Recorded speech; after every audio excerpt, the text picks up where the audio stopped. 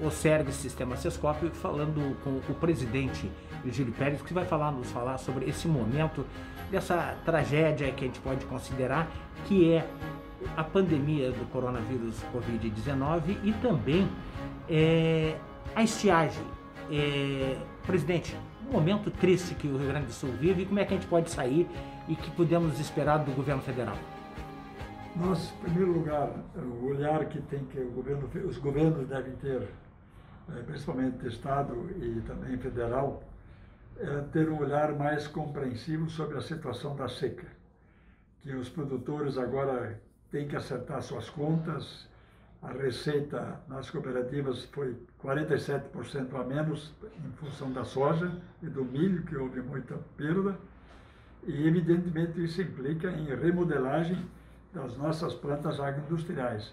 E aí o governo federal terá que entrar de cheio com recursos adequados para financiamento de novas plantas agroindustriais a um custo financeiro que se pratica. É impossível montar novas agroindústrias, mas se cria uma linha de financiamento tipo Pronafim ou Pronaf, na ordem de 3,5% ou 2% até, acompanhando inclusive o sistema inflacionário para a montagem de novas agroindústrias, porque a nova agroindústria gera muita mão de obra e o Brasil precisa muita mão de obra em função da pandemia e precisa também desenvolver muito a construção civil, que é o fator que mais gera mão de obra no mundo inteiro.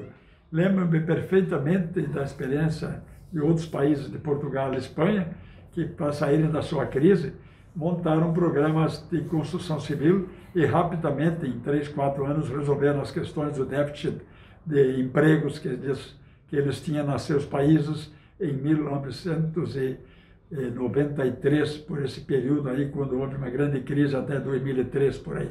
Então, realmente é fundamental que o governo federal faça uma nova política adequada de agroindustrialização e de construção civil. E basicamente em relação à soja e o milho?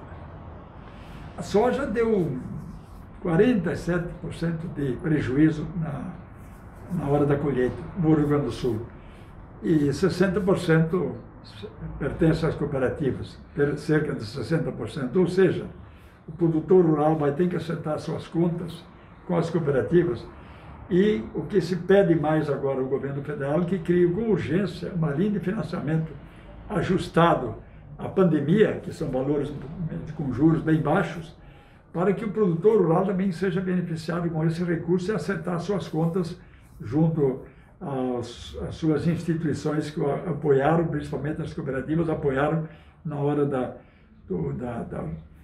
plantação, do plantio e na hora da safra. Então, isso é fundamental para que o produtor possa continuar na sua atividade econômica, principalmente na produção de grãos.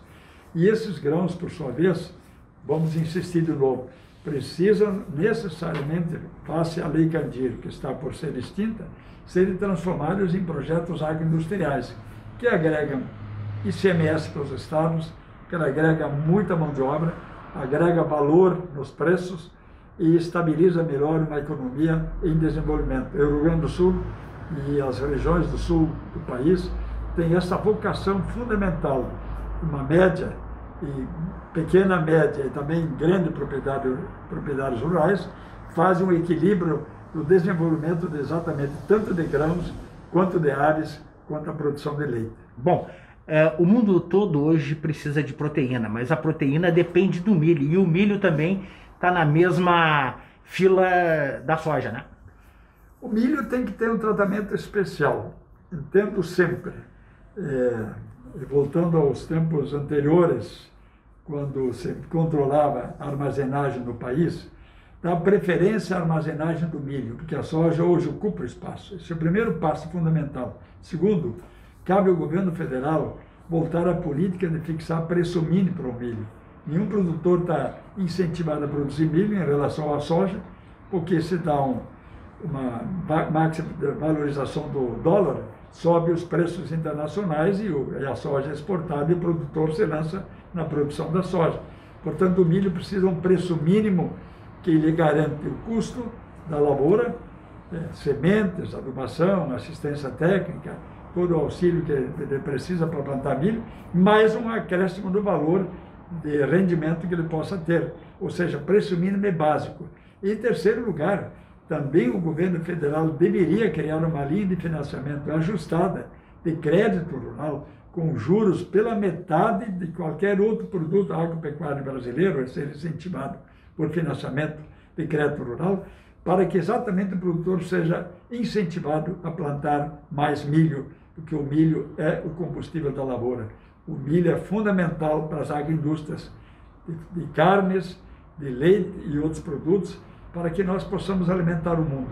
Hoje temos um fato constatado de que a China importa tudo que o Brasil produz em termos de agroindústria para o consumo de lá.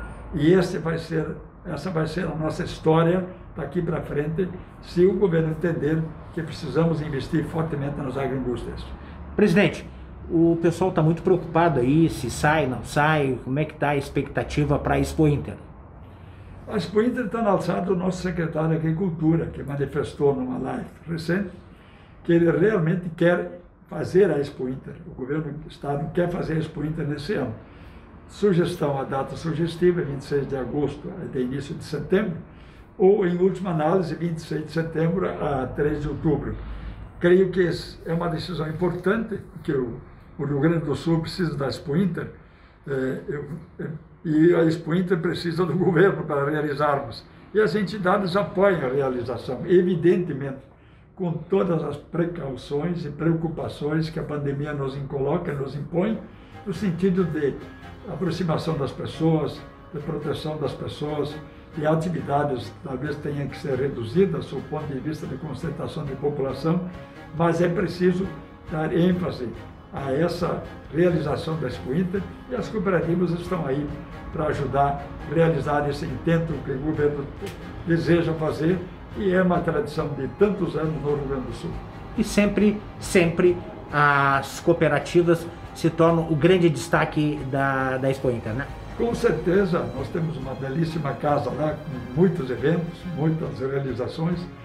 Fizeram as cooperativas de crédito, as agropecuárias estão presentes, mostrando o que tem de melhor e também oferecendo crédito abundante para que o produtor e o comprador de máquinas e implementos agrícolas possam se modernizar.